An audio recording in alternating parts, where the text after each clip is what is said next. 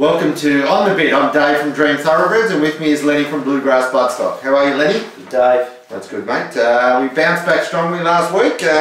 Some good value winners there. We had a very good day, Dave. Through the weekend. 2 Group 1 winners. Yeah, we were very happy with where we ended up. And another 2 Group 1s this weekend, and some really even weight for age racing for the spring so far, mate. So the first Group 1 is the Underwood Stakes, a weight for age race over 1800 metres. And who do you like in the Underwood, mate? Dave, I reckon there's going to be a decent sort of clip in this weight for age event, I think, with Star Rolling and Crackerjack King.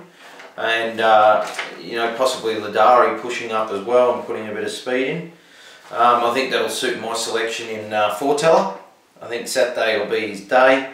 His last 2 preps, third up, he won the Mackay 2 preps ago. And he beat Pussy on Saloon that time when Pussy on Saloon was flying. And last prep, when he was third up, he ran third in the Australia Cup to Fiorente and Green Moon. So he's third up on Saturday. He's won 3 times over the 1800, which isn't a normal sort of trip. No. And he loves Caulfield, and his last start was really good. His last 400, he really got home hard behind the cleaner, who's obviously going really good. Yep. I think he's really going to be charging home, this horse, and I think $4.80 is a good price for him on the bit for mine. Yeah, he's definitely a big chance. I think the 1800 really suits him. He was one of the ones I really liked. I expect the Cox Plate type horses to really start stepping up now because they've had a couple of runs under their belt. Foreteller's had 2. And the horses that are really strong over the middle distance of the 2000 metres are going to come to the fore. So the speed will be good. I don't think they'll go extra hard, but it'll be a good tempo. And I expect some improvements from Happy Trails, who's got form around that Foreteller form line. I just think as an older horse, he's given him a softer preparation to get him ready for Cox Plate Day. He's had 2 runs back from the spell now. He's be fitter for this 1800 metres. He ran 4th in this race last year, beaten 1 length by It's a Done Deal and Atlantic Jewel. He was just not touched off in the Cox Plate last year. And I just think he'll be primed to improve on Saturday. He'll sit forward in the race. I just felt that he will sit a bit further forward than Foreteller, so Foreteller will be behind him.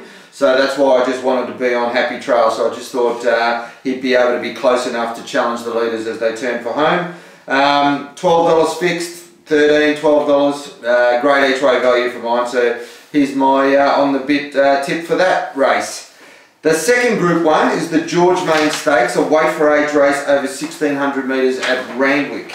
And again, mate, another very even weight for age race. So who do you like in the George Main, mate? Don't think it's a great betting race for mine. I think it's pretty tough, Dave.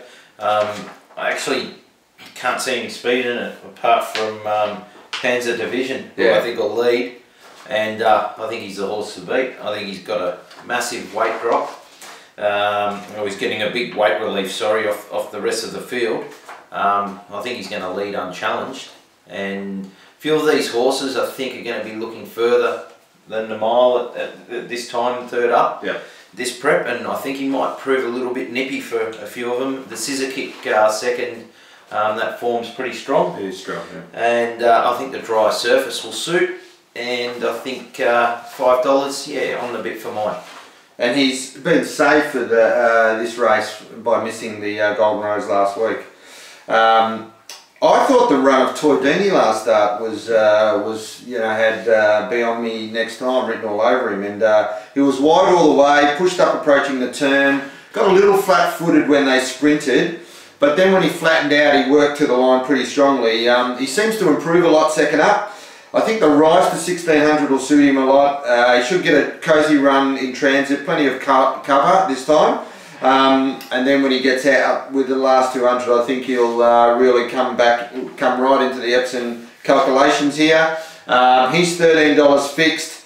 I just thought he was good each way value in this race as well, so he was on the bit for mine.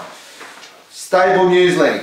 What's the stable news for this week, mate? What's been happening? Stable news, I just went out to Pinecliff yesterday, have a look at a few of the young horses. Yep. So all's going well.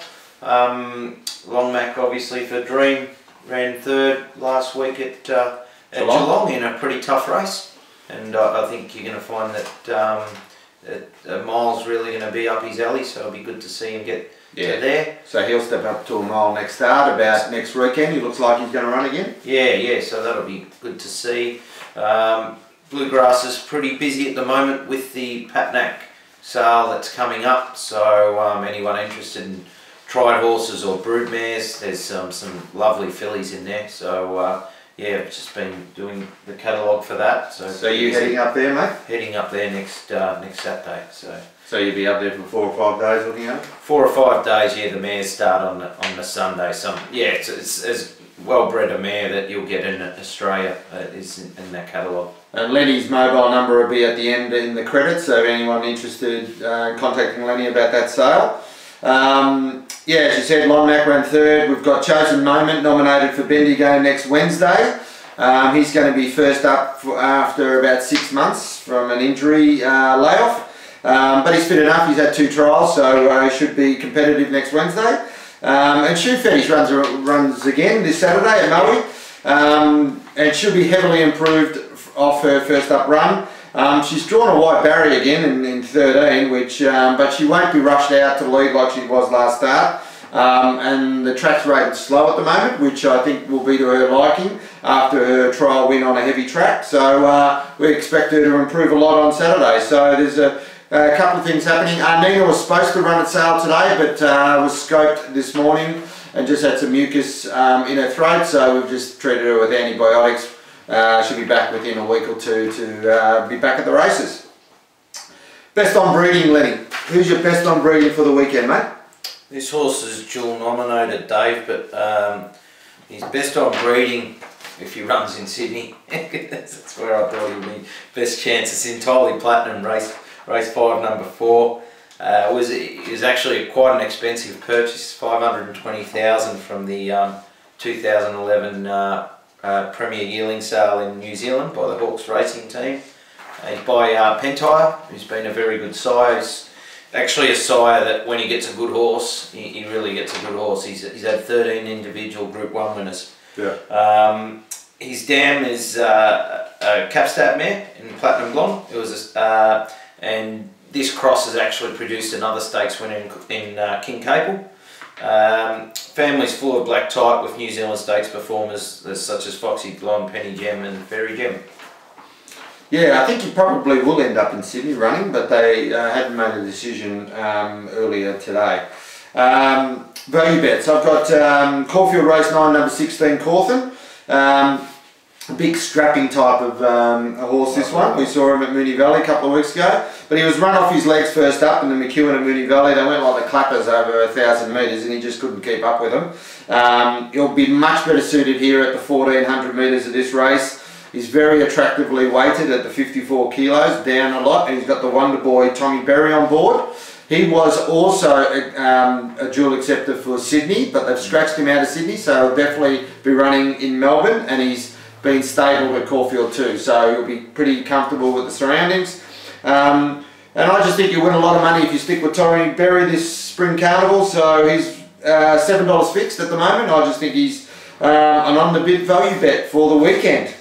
On the bit special, Letty, who are you making your special this weekend? And I'm just reading over your shoulder. Pretty confident about this girl, Are you? Yep. I can't believe it betting $2.70. I reckon you're going to lay her. This filly wasn't ready first up, and she's not a heavy track filly. She'll be leading. She'll control the race, and I think she's just got too good a turn of foot for that field. She was the best 2-year-old filly in the land. I think she's still the best 3-year-old filly in the land, and I think she'll prove that getting back on a better surface. I think that's the key, that she's going to be on a dead 4 rated track, and that'll just suit her turn of foot. So yeah, on the bit for mine. I'm with Randwick, race 8, number 3, Terra Vista.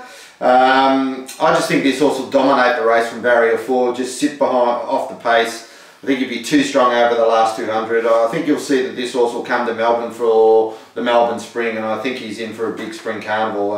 He's $2.20, he's nothing too fancy, but you can multi him up with a few. I just think he just wins. He's on the bit for mine. Off the bit, Lenny, who are you laying for the weekend? Laying Samaretti, Dave. Obviously a very good filly, and when you go through her form, I think her last 5 starts have been in Group 1s and she goes to a Group 3. Yeah. But she didn't really perform her last couple of starts last prep. She's first up off a long layoff, 59 on her back, she'll be getting back. I just think there's a few question marks there for a filly, you know, that's got to find her best form, you know, fresh with a fair bit of weight, and she's going to be back in the ruck. So she's sort of at about a $4.80 quote at the moment, and I think she's a bit of a risk. It's a very good race, that race she's into. It's a very competitive race. I'm off the bit, mate, with your special. Race 4, number 1, Earthquake. I just thought she was a little bit disappointing first up, and I know she probably needed the run. I know the heavy track didn't suit her, but she goes up to the 1400 for the first time in her career. I'm just not sure whether she should be that short, to be honest. I think she's a little bit of a risk for mine, so I couldn't get warm to her. She is quality, there's no doubt about it, but there's still a few question marks over her. I'd like to see her do it before I start jumping into her at very short quote, so she's off the bit for mine.